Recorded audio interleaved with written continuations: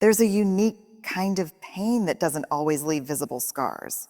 It's the pain of emotional abandonment when you reached for connection and no one reached back.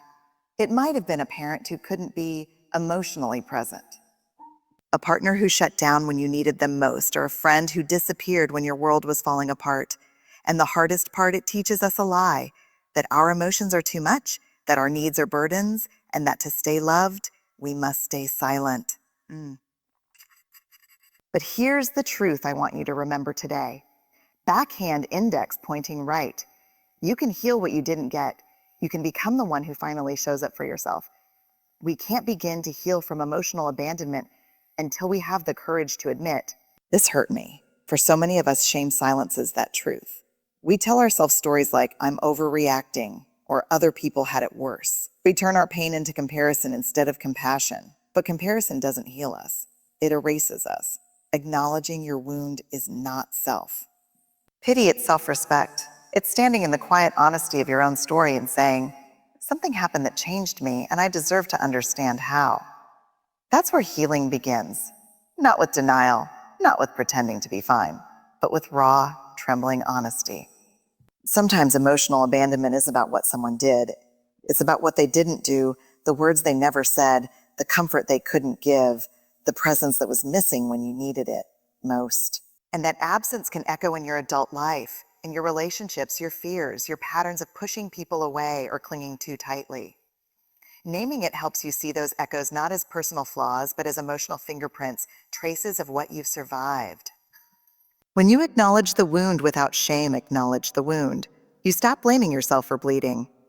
So say it out loud, maybe for the first time. I was emotionally abandoned and it mattered. That's not weakness. That's courage. That's the moment you stop carrying someone else's silence as your own shame. It's the first act of reclaiming your voice and your worth. For many of us, the moment we were emotionally abandoned, something deep inside whispered, it's safer not to need anyone. We built a wall not out of strength, but out of protection. We learned to rely on ourselves to stay busy, to stay useful, to stay invisible in our own vulnerability. We started to believe that needing love, support, or comfort made us weak. But that belief is a lie. One that quietly starves us of connection. You were born with needs, emotional, physical, spiritual, not as flaws, but as design. The need to be seen, to be comforted, to belong is not dependency, it's humanity. Yet when we've been abandoned, we start performing strength instead of living truth. We wear independence like armor, thinking if we can just prove we don't need anyone, we'll never be hurt again. But here's the painful paradox. When you bury your needs, you also bury your capacity to receive love. You can't selectively numb emotions. When you numb your need, you numb your joy. When you suppress your longing, you also suppress your aliveness. Reclaiming the right to need means gently dismantling that armor piece by piece and saying it's okay to want closeness. It's okay to ask for help. It's okay to be held. It's letting go of the idea that self-sufficiency equals worth. True strength isn't in never needing. It's in knowing when to reach out and let yourself be seen. It takes enormous courage to look someone in the eye and say, I can't do this alone. That's not weakness. That's bravery in motion. Because the truth is, none of us are meant to do this life alone. Every heart, no matter how strong, still needs a place to rest. So today, give yourself permission to need. Need love, need rest, need connection, need kindness, and don't apologize for it. It means your peace isn't at the mercy of someone else's presence. You hold space for your pain without judgment, for your joy without guilt, and for your healing without rush. In time, this self-safety becomes your superpower. You begin to move through life with calm assurance.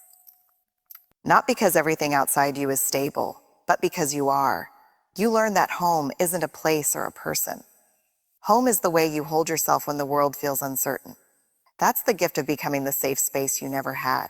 You stop searching for safety, and you start embodying it.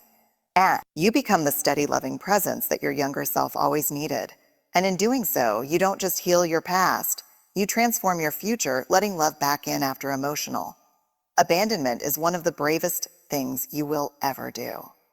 Because when you've been hurt, love doesn't always feel safe. It feels dangerous. It feels like opening a door that once slammed shut on your heart. You remember what it felt like to be let down, to be unseen, to be left. So your heart learns to protect itself by closing, by pretending it doesn't need connection. But healing doesn't mean you build thicker walls. Healing means you become the safe space you never had learned how to open the door slowly with wisdom, discernment, and courage.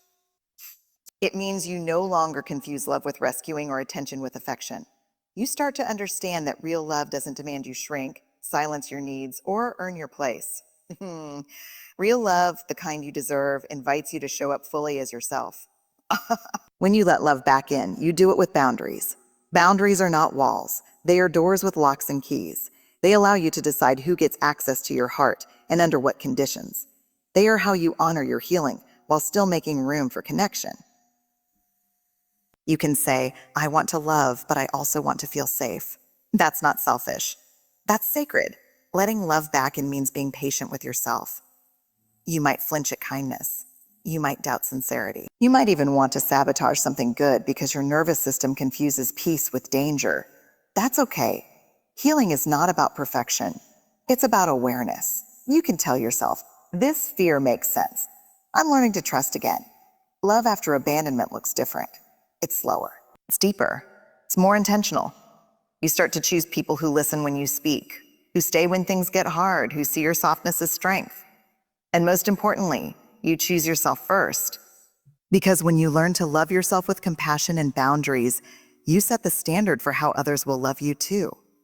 There will come a day when you realize that love doesn't have to hurt, that safety and intimacy can coexist.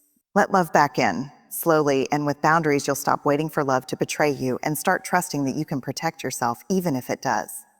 That's what boundaries give you, the freedom to open your heart without losing yourself. So let love back in slowly, intentionally with grace. Let it find you where you are, not where you think you have to be. Because love, when it's real, doesn't demand that you erase your scars. It honors them.